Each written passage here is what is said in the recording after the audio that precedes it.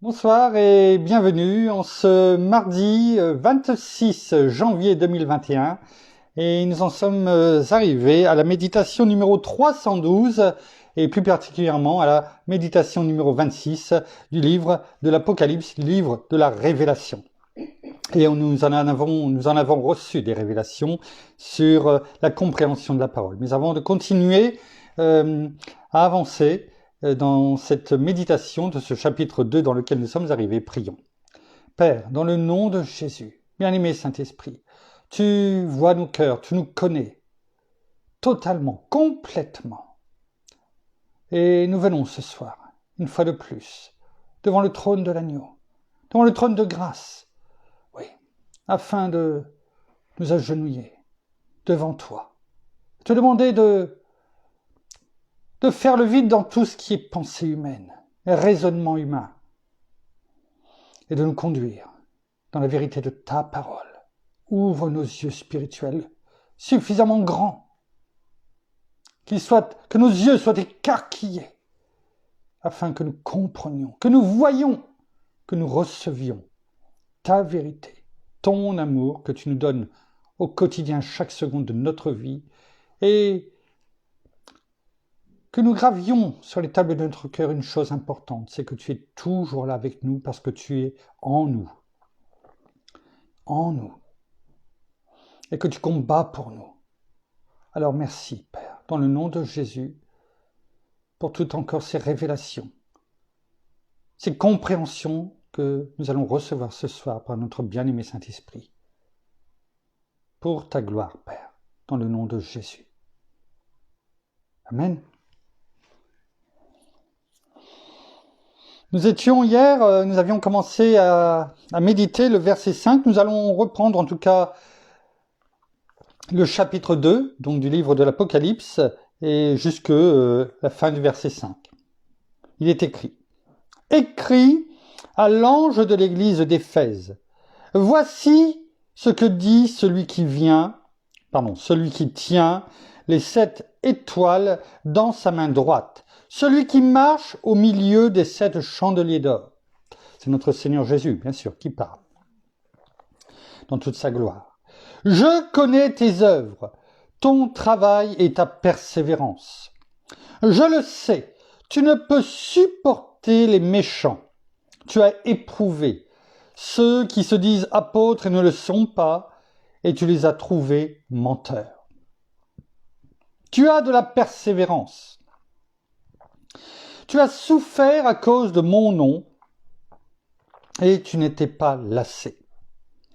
Mais j'ai contre toi que tu as abandonné ton premier amour. Souviens-toi donc d'où tu es tombé. Repens-toi et pratique tes premières œuvres.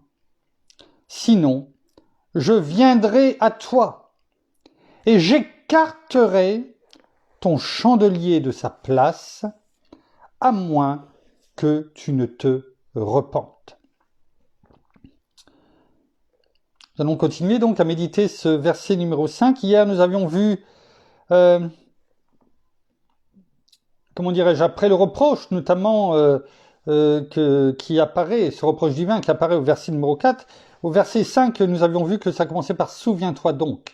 Et nous avions donc médité sur notamment le fait que d'où tu es tombé. Nous avions vu que c'était beaucoup plus profond que simplement d'où tu es tombé, quand on peut tomber, et éventuellement où un enfant tombe, et il se relève.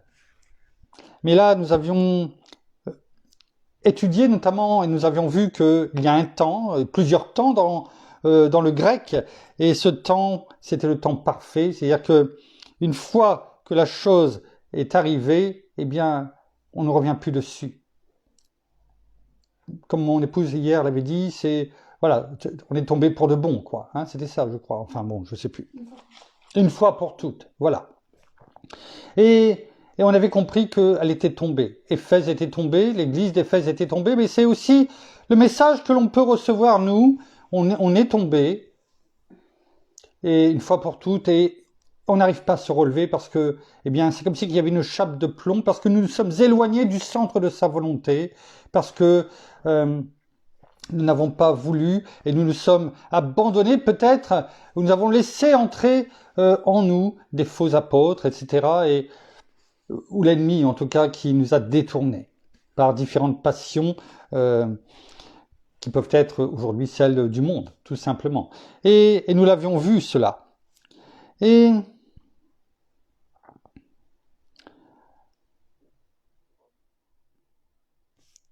la suite, après cette virgule, souviens-toi d'où tu es tombé, virgule. Ce qui est formidable avec notre Père, c'est tout comme il l'a montré avec notre Seigneur Jésus sur la croix, qui nous a montré, comment dirais-je, combien ce temps parfait, eh bien, était réalisé à travers lui, sur la croix, tout est accompli. Mais avec notre Père, il y a toujours une virgule.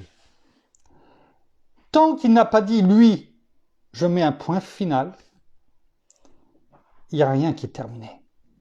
Et là, il aurait pu dire, souviens-toi donc d'où tu es tombé, point, ou point d'exclamation, qui est la même chose, parce que ensuite, eh bien, on met une majuscule. Et là, c'était fini. Mais là, c'est une virgule. Je vous dirais franchement que je m'en étais pas, cette réflexion posée avant, c'est là en lisant.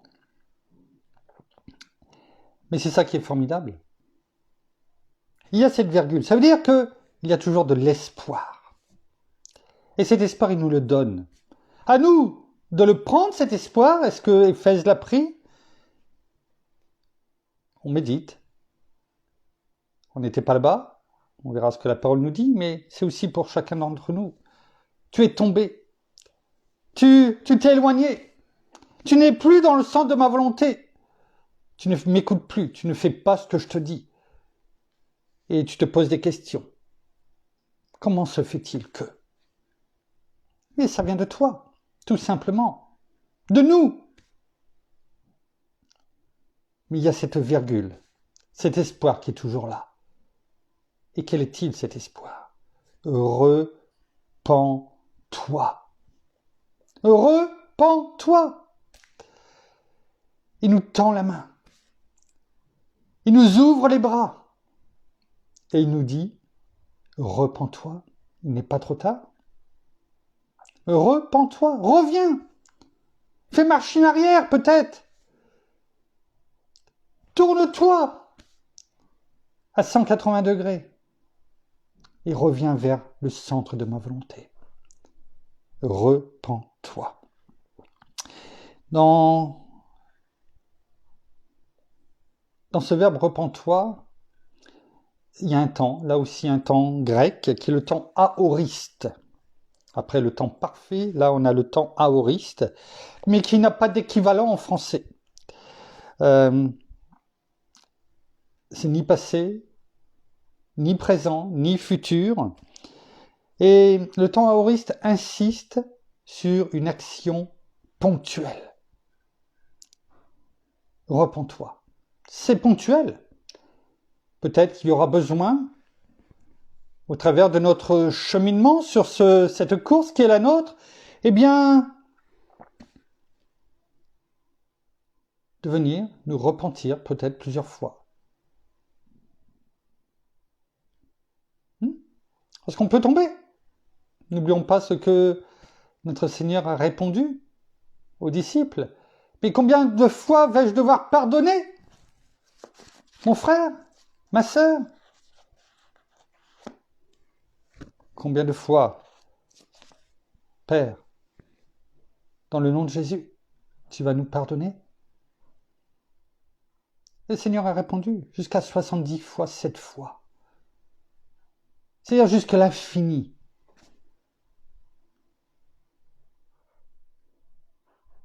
Tu ne dois pas cesser de pardonner, de tendre la main, de relever la personne.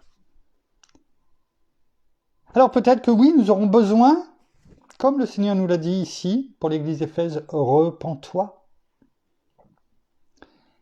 Parce que c'est ça qui va te sauver. Ne crois pas qu'il est trop tard, qu'il soit trop tard. L'ennemi voudra mettre dans nos têtes « Je t'ai tellement été infidèle, Père. » Tellement. Pourtant, la parole est claire. Tu me l'as dit. Alors je ne peux pas. Tu m'accepteras pas. Si. Ne laissons pas l'ennemi nous faire croire cela. Jusqu'à l'infini. Jusqu'à ce que cette porte soit fermée. Nous pouvons venir lui demander pardon et nous repentir. La parole nous le dit.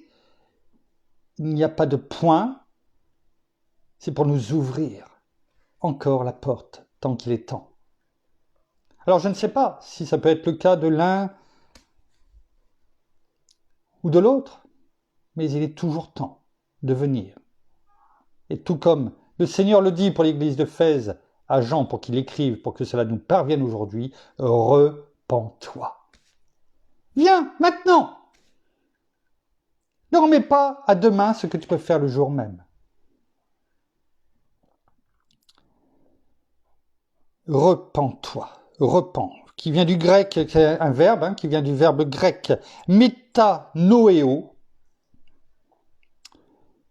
qui veut dire, et je le prends, certains mots, bien sûr, certains verbes, parce qu'ils sont plus puissants, plus forts que d'autres, il ne faut pas se laisser simplement sur une lecture brute, qui veut dire changer son esprit. C'est ça, repentir. Changer son esprit. Bien sûr, pour le mieux, bien entendu, ça va de soi. S'amender, c'est-à-dire demander pardon. Payer son amende, c'est ça que ça veut dire, s'amender. De bon cœur, bien entendu. Avec une aversion. Une aversion, ça ne veut pas dire simplement un petit changement, non. Une aversion, un demi-tour complet. Une aversion, c'est-à-dire qu'on ne peut plus supporter. Complète de ses péchés ou de son péché. Donc une aversion complète, extrême, c'est-à-dire jusqu'au bout, pour ses péchés, alors peut-être présents ou passés, qui nous ont été révélés par notre bien-aimé Saint-Esprit. Et c'est formidable. Alors bien sûr, le but c'est de ne pas faire c'est pas de venir, comment dirais-je, avec son chariot de course, rempli de nos péchés, et de les balancer comme cela.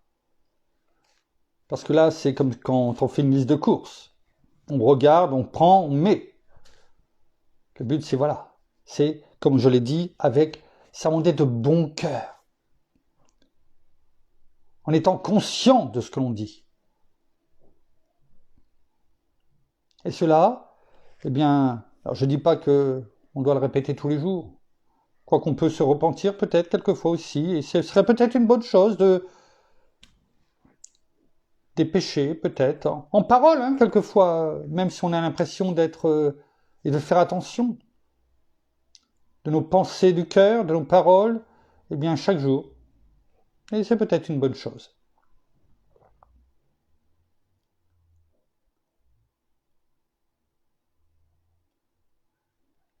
Repens-toi. Et ce verbe métanoéo, on le retrouve à chaque fois. C'est le même verbe qui apparaît, grec, qui apparaît à chaque fois que l'on parle de repentance. Quand la parole dit « repentez-vous », c'est toujours le même verbe lorsque Jean-Baptiste le dit. C'est toujours le même verbe. Donc vous voyez, c'est beaucoup plus profond que cela. Et tant mieux. Le but, c'est, même si on vient, demander pardon de nos péchés, nous repentir, eh bien, d'entendre toujours cette voix. Cette écriture qui est gravée sur les tables de notre cœur qui nous dit « Il n'y a personne qui te condamne, Où sont toutes ces personnes qui te condamnent et qui voulaient te jeter la pierre? Où sont-elles? Il n'y en a plus. Alors pourquoi moi je te condamnerai? Alors va et ne pêche plus. Le but, il est là. C'est que lorsque nous avons cette conviction qu'il faut venir se repentir, eh bien, c'est de pouvoir repartir après et de mettre en pratique la parole. Ne pêche plus. Va et ne pêche plus. C'est tout cela qui est enfermé dans ces deux termes, repens-toi. J'espère qu'on comprend mieux ce qu'il demandait à l'église d'Éphèse. Cette main tendue à l'église d'Éphèse. C'est cela qu'il demandait. Et pratique tes premières œuvres. Et pratique tes premières œuvres. Là encore, pratique, on le voit, c'est au présent, mais on a dit, parce que là aussi c'est le temps aoriste, et il n'y a pas de passé, ni de présent, ni de futur, hein, on peut le voir. Et pratique tes premières œuvres.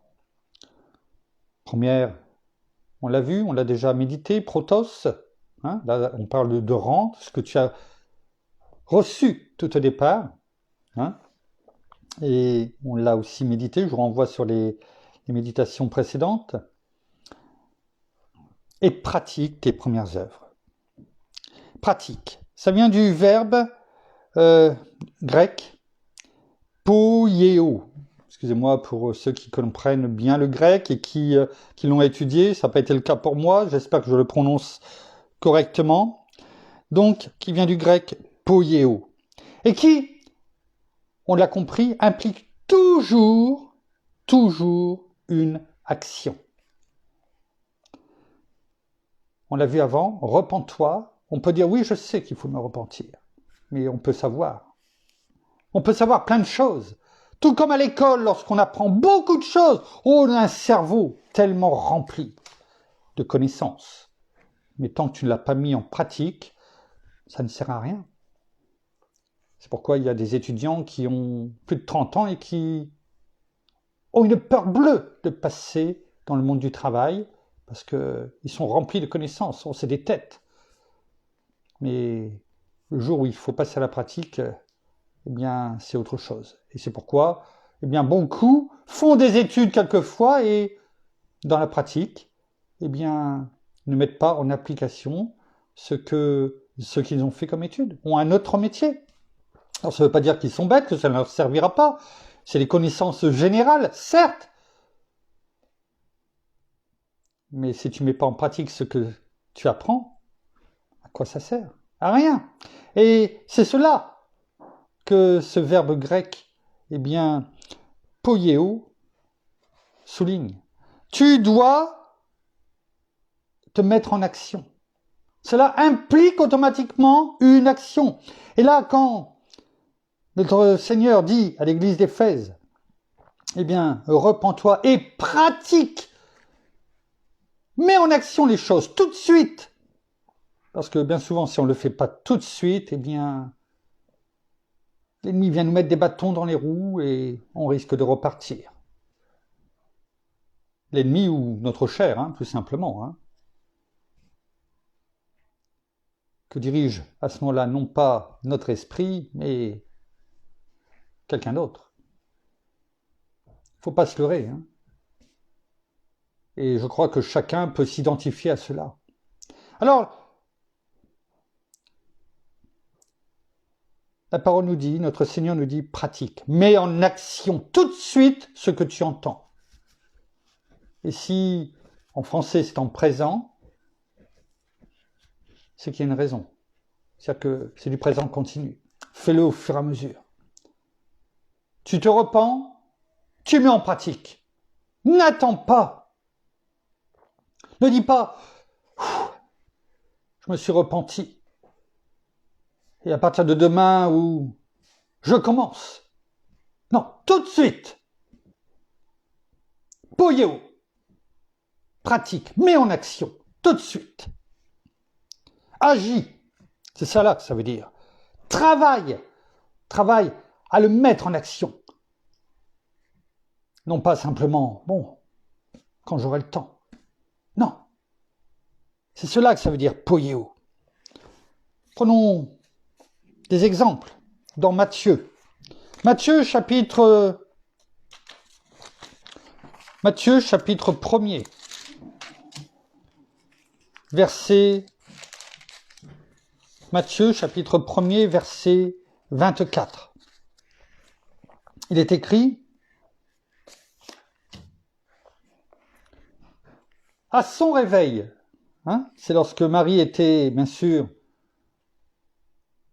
enceinte et que l'ennemi, vous voyez, on en parlait, l'ennemi voulait,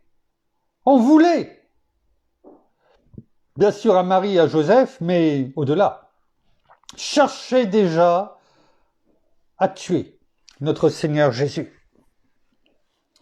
À son réveil, Joseph fit ce que l'ange du Seigneur lui avait ordonné, et il prit sa femme chez lui. Et on le voit au verset 23, il est bon pour comprendre le contexte. Voici que la Vierge sera enceinte, elle enfantera un fils, et on lui donnera le nom d'Emmanuel. Ce qui se traduit, Dieu avec nous. Et Dieu est avec nous. L'Emmanuel est avec nous. Il est en nous, nous sommes en lui.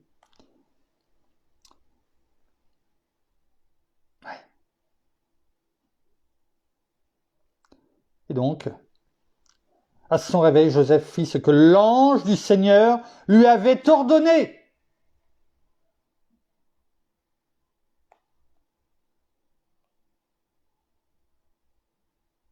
Fit, poieo. C'est-à-dire que l'ange lui a dit quelque chose. Est-ce qu'il a attendu le lendemain, le surlendemain, etc. Non. Il a fait, poieo. Il a mis en pratique, il a mis en action, tout de suite. Voilà ce qui nous est demandé. Voilà ce que notre Seigneur dit à l'église d'Éphèse. Dans Matthieu, chapitre 3, verset 8. Matthieu 3, verset 8.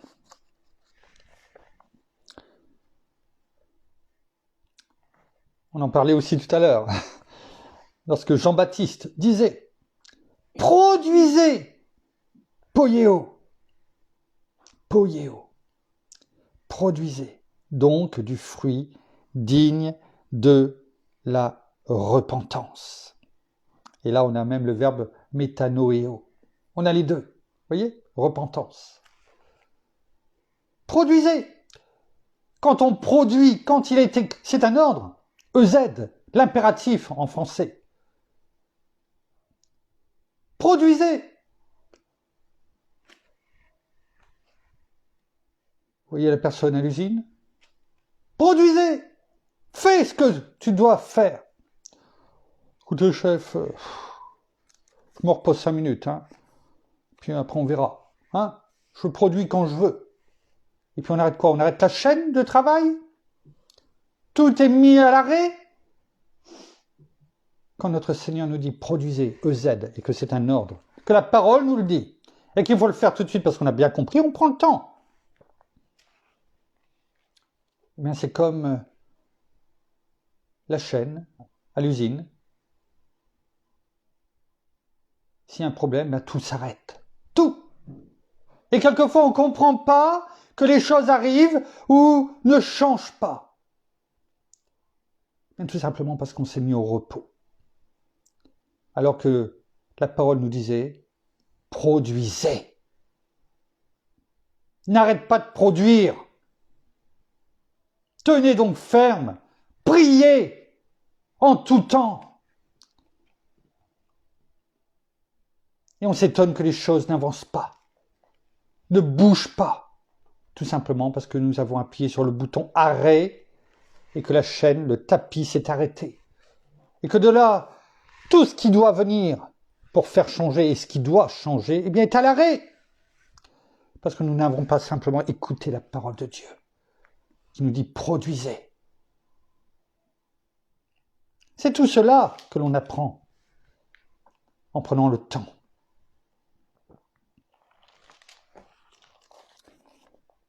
Produisez quoi? On l'a dit. Pratique tes premières œuvres. Les tiennes. Pas celles du voisin. Celle pour laquelle notre Père t'a amené à notre Seigneur. Ta destinée, qui avait été déjà prévue dès avant la fondation du monde. C'est pour toi. C'est pourquoi Dieu t'a créé. Parce qu'il comptait sur toi. Sur nous. Parce qu'il a mis en nous notre destinée, sa volonté. Est-ce que nous allons la produire, sa volonté? Ou est-ce que nous allons toujours rester sur le bouton arrêt, stop? C'est pas pour moi. Qui suis-je? Je bégaye. Je parle difficilement.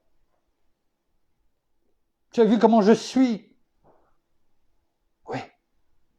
Tu es mon œuvre. Je t'ai créé pour quelque chose. Alors va. Tout comme il a envoyé Moïse avec le bâton de Dieu. Et son bâton, il est en nous. Nous n'avons plus besoin d'un bâton. Notre Seigneur est en nous. Et nous sommes en lui. Notre bien-aimé Saint-Esprit nous conduit. Tout comme la nuée. Ouais. Simplement, il faut avancer, il faut marcher. Même si quelquefois c'est à travers le désert. Même s'il faut rentrer dans la ville ennemie qu'elle était l'Égypte. Mais Dieu est toujours avec nous. Il ne nous délaissera pas, il ne nous abandonnera pas. Alors peut-être que pour pratiquer à nouveau les premières œuvres, il va falloir que l'on traverse la vallée de l'ombre de la mort. Mais ce n'est que l'ombre, on l'a déjà dit. Et notre Seigneur est avec nous. Il ne nous abandonne pas, c'est le bon berger. Ouais. Ta houlette et ton bâton. Voilà mon réconfort. Le bâton, on l'a. Il est notre bâton. Il est le bon berger. Pratique tes premières œuvres. Alors oui, ça sera peut-être difficile, mais tu vas revenir, parce que je te l'ordonne. Et tu vas venir pratiquer tes premières œuvres. Première protos, œuvre. Œuvre qui vient du grec ergon. Ergon. Et qui sous-entend bien sûr œuvre. C'est pas tes premières œuvres. Voilà, je fais les œuvres de Dieu. On va pas rentrer dans les polémiques. On l'a déjà médité. Ce sont les œuvres de Dieu, celles que tu reçois, non pas les œuvres que tu fais pour Dieu. Et qui te donnent l'impression d'être une belle personne aux yeux du monde. Non. Les œuvres qui viennent de Dieu et que tu mets en pratique, dans lesquelles il te conduit afin que tu les mettes en pratique. C'est pas la même chose. Les œuvres de l'esprit. Et c'est cela, ce mot, œuvre. Les œuvres de l'esprit, et non pas les œuvres de travail. Celles qui viennent de Dieu. Et pratique tes premières œuvres. On décortique chaque mot, afin que l'on comprenne, lorsque l'on lit « Souviens-toi donc d'où tu es tombé, repens-toi et pratique tes premières œuvres. » Celles dans lesquelles je t'avais conduit dès le départ.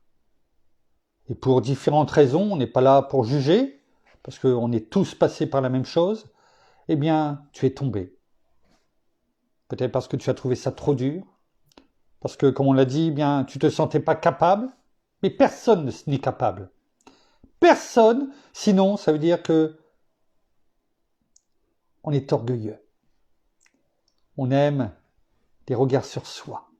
On aime être mis à la hauteur. Tu ne te sens pas capable? Eh bien, bienvenue au club. Et c'est tant mieux. Parce que c'est là où Dieu intervient et te rend capable, tout comme on l'a vu avec Moïse et avec tant d'autres. Tout comme Josué, pour parler que de... Tout comme sûrement Abraham, et tant d'autres, dans la parole et en dehors de la parole, qui ne sont pas cités. Bienvenue au club. C'est l'inverse qui est dangereux. Gardons en tête l'humilité de notre Seigneur.